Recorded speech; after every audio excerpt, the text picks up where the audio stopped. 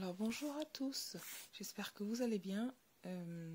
Aujourd'hui je fais une vidéo un peu spéciale qui sera beaucoup plus longue que celle que je poste d'habitude, tout simplement parce que j'ai eu des demandes de personnes qui voulaient un projet bien spécifique, vraiment détaillé. Donc j'ai essayé de détailler au maximum.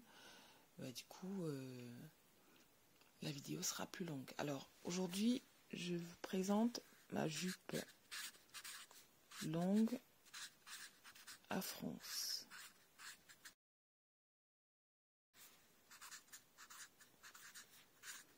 J'en avais déjà fait une sur ma page YouTube, mais celle que je vais faire aujourd'hui sera un peu différente. Elle aura une ceinture plus large et une ceinture plus large, davantage de fronce et pas de fente. Donc voilà. Cette jupe sera faite sans patron. Ok. Allez, sans patron. Pour ça, il vous faudra quelques mesures, pas beaucoup. Alors en premier, il vous faut le tour de taille. Voilà. Ensuite, il vous faut le tour de hanche.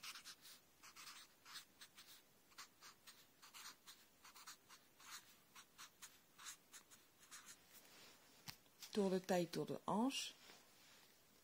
Après tout ça, il vous faut la longueur de votre jupe. Vous mesurez la longueur désirée à partir de l'endroit, en fait, à partir de la taille, ou si vous voulez porter votre jupe en dessous du nombril, vous mesurez à partir de là où la ceinture est censée s'arrêter, jusque là où vous voulez que la jupe s'arrête. En ce qui me concerne, je porte toujours mes jupes au niveau de la taille, donc juste au-dessus du nombril. Et moi, comme je vais utiliser du wax, j'ai oublié de le préciser, hop, un joli wax qui m'a gentiment été offert par ma collègue du site Amagate Wax. Alors moi je dis Amagate, je sais pas si ça se dit Amagate, mais moi je dis Amagate Wax. Je vous mettrai le lien en barre d'infos, mais bon, je pense que la plupart d'entre vous connaît déjà. Alors ensuite, donc, je disais, comme moi je vais utiliser du wax, ce que je fais d'habitude, c'est que je me sers de la largeur du wax, parce que c'est pas très haut, c'est pas très large comme tissu. Je crois que ça doit tourner entre 1,10 m et 1,15 m, d'après ce que j'ai vu, enfin mon grand maximum. Donc en général, je garde cette largeur là pour faire la longueur de ma jupe. Donc on a dit longueur, je sais plus écrire, longueur finie jupe. Ensuite, il vous faut la largeur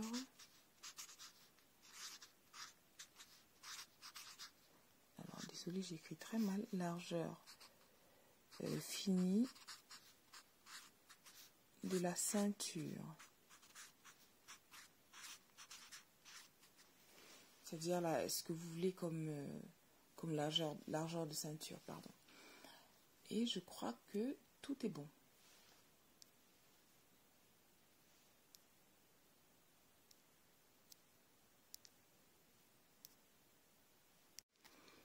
Alors, notre jupe va être composée de 3 pièces. On aura la ceinture, je la représente un petit peu comme ça, ceinture,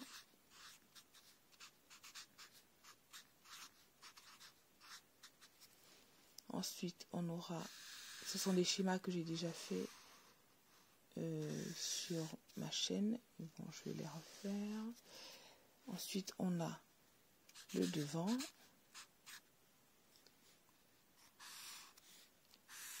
Et le dos. Bon, ça se voit pas parce que je dessine très mal. Mais le devant et le dos ont exactement, lorsque vous les coupez, ont exactement la même mesure. Je vous explique pourquoi. Tout simplement parce que ici, donc vous coupez au niveau du pli. Et ici, vous coupez également au niveau du pli. Bon, je pense que vous connaissez ce petit symbole qui signifie couper dans le pli. Donc la ceinture, vous la coupez dans le pli. Le devant dans le pli. Le dos dans le pli. Par contre, non, pas dans le pli. x2. Donc du coup, ici, x1. Ici, x1. Voilà. Maintenant, les mesures qu'on a prises tout à l'heure. Donc le tour de taille va nous permettre de calculer la mesure de la ceinture. Pour la mesure de la ceinture, c'est très simple. Donc vous allez prendre votre tour de taille.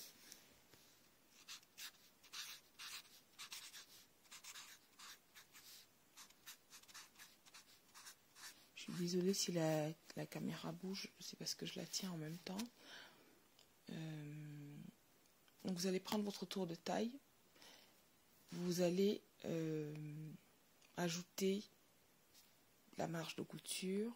Je ne mets pas d'aisance parce que j'aime bien que la jupe me tienne correctement. Donc mon tour de taille tourne autour de 75, 74 et demi, 75. Donc je prends 75 pour avoir un tout petit peu d'aisance, mais vraiment un chouïa. Donc on va dire tour de taille 75. Je vais ajouter la marge de couture. Donc plus marge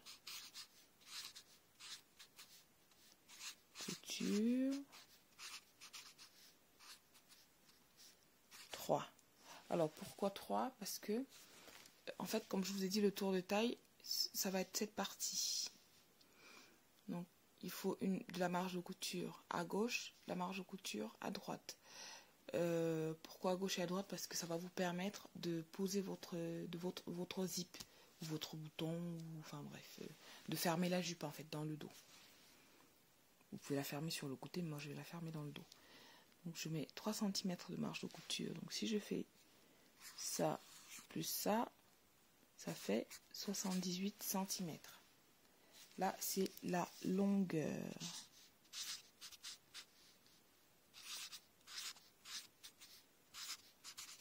Longueur ceinture égale 78.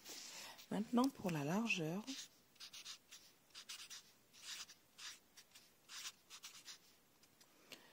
vous allez prendre la largeur désirée que vous avez notée ici, donc la largeur finie. Dans mon cas, elle est de 10 cm. Donc, je vais prendre mes 10 cm et je vais ajouter la marge de couture pour pouvoir fermer ma ceinture en haut et en bas, puisqu'ici on parle de la largeur. Donc ici en haut et là en bas. Donc moi il me faut 3 cm, ça fait 2 fois 1 cm et demi. En général je prends 1 cm et demi. Voilà, donc ce qui fait que la largeur est de 13. Donc ma ceinture en gros va faire ça pour l'instant. Après ça va changer. Donc si je la coupe comme ça, tout à plat, pas dans le pli, pardon, alors ma ceinture va mesurer 78 et ici 13. Donc en longueur 78 et là 13. Après tout ça, vous adaptez à vos mesures. Donc si vous avez un tour de taille de, je sais pas, je dis n'importe quoi, 70 cm, vous remplacez mon 75 par 70. Après la marge de couture, vous mettez celle qui vous convient. C'est très bien. On est toujours au niveau de la ceinture. Comme je vous ai dit, la ceinture, on va la couper au niveau du pli. Donc, ça fait que, donc, au niveau du pli, donc le pli est représenté comme ça. Au lieu d'avoir les 78 ici, on va devoir diviser 78, puisqu'on va plier notre tissu en deux. On va diviser 78 par 2, qui nous fait 39 cm. Donc cette partie-ci, cette longueur-ci sera égale à 39. En ce qui concerne la hauteur, on ne la bouge pas parce que on ne va pas plier la ceinture. Donc ça fait ici 13 cm. Donc en gros, notre ceinture, quand on va la couper dans le pli, on va couper, enfin pas on, je vais tracer une ligne de 39 cm sur 13. Donc 39 étant la longueur et 13 étant la largeur. J'avais fait le calcul ici lorsque j'ai fait ma jupe. Voilà, on divise par 2 pour la longueur, donc ça fait bien 13 par 39. Alors, pour la jupe, pour la partie jupe, on va se servir, si vous vous souvenez qu'on avait noté, du tour de hanche. Je précise, si vous faites la jupe pour une enfant, parce que moi il m'arrive de la faire pour mes filles, je prends, enfin en tout cas pour la plus petite, je prends généralement le tour de taille, parce qu'elle n'a pas la taille marquée, elle est encore très jeune, donc elle a le tour de taille qui est quasiment identique. Alors à une époque il était un peu plus large que le tour de hanche, mais maintenant c'est quasiment kiff quoi. Donc si c'est pour une enfant, je vous conseille de prendre le tour de taille. Une enfant, en fonction de sa morphologie, hein. Alors j'ai dit enfant ou alors j'ai dit n'importe quoi, c'est enfant ou adulte, ça dépend de la morphologie. Si vous avez la taille plus marquée que les hanches, vous prenez le tour de hanche. Si vous avez le tour de taille qui est identique ou supérieur au tour de hanche, vous prenez le tour de taille. Bon, j'espère que c'était clair ce que j'ai dit. Donc pour ça, on va prendre le tour. Donc moi j'ai pris mon tour de hanche. Tour de hanche. Oula, hanche, il y a un C. Il y a un H, pardon. Voilà, tour de hanche. Dans mon cas, ici, on a 100. J'ai pris un petit peu de poids. 106 cm. Alors, qu'est-ce que j'ai fait pour mon devant? Pour le devant de ma jupe que je coupe dans le pli.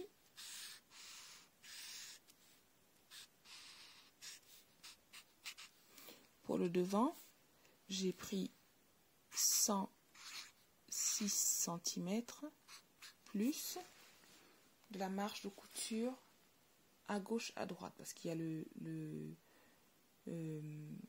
on va rattacher la jupe sur les côtés, sur le côté gauche et sur le côté droit, avec les deux derrière, les deux dos. Donc moi, j'ai fait 106 plus 3, donc ça nous fait 109 cm. Donc ces 109 cm, je vais les... donc ces 109 cm, pardon, vont correspondre à cette longueur. 109 coupé dans le pli, une fois de plus. Ce qui veut dire qu'en fait, vous n'aurez pas un morceau de 109 cm, mais un morceau de 218 cm. Je pense que je suis très bonne en calcul mental là ce matin. Alors 118 cm en tout, lorsque vous aurez déplié complètement votre devant. Maintenant, pour le dos, alors pour la hauteur, pardon, ici, c'est hauteur ou longueur finie. Donc hauteur ou longueur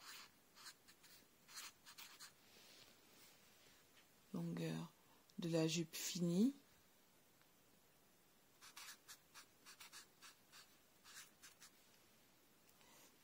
plus ici en haut on va devoir attacher la ceinture. Donc moi je prends 1,5 cm plus marge de couture, donc 1,5 cm plus ourlet plus l'ourlet ici. Bon, en général mon ourlet tourne autour de 5 cm. Alors voilà en ce qui concerne le devant. Donc on a dit 109 qui correspond au tour de taille, autour de hanche, pardon, plus la marge de couture. Et pour la hauteur ou la longueur de la jupe, on prend la longueur finie qu'on avait choisie au départ. On va ajouter de la marge de couture pour attacher la jupe à la ceinture et la partie ourlet à votre convenance. Hein. Soit 1 cm, 1 cm et demi, 5, 3, 4, enfin comme vous voulez. Ensuite, le dos. Le dos va être égal à cette mesure-là. C'est-à-dire qu'on prendra toujours le tour de hanche, bref, la mesure que vous aurez décidé, soit le tour de hanche ou le tour de taille. Donc moi, je prends le tour de hanche, plus la marge de couture, sachant qu'en fait, là, je ne vais pas couper dans le pli, je vais couper 2 fois la même épaisseur de tissu, la même longueur, pardon, de tissu. Je vais couper 2 fois. Ici, je n'ai qu'une pièce et dans le dos, j'ai 2 pièces. Donc, ça va faire ça. Désolée, mais voilà. Donc là, c'est le droit fil. Et là, j'aurai 109 cm que je vais couper donc 2 fois. Auquel je vais ajouter, donc pour la hauteur, ça va être pareil là. Donc ça va être hauteur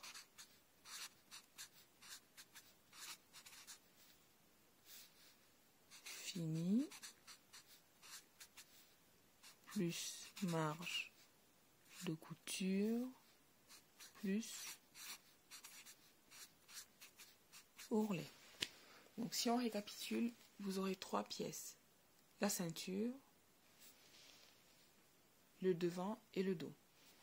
Sachant que la ceinture, il faut la doubler.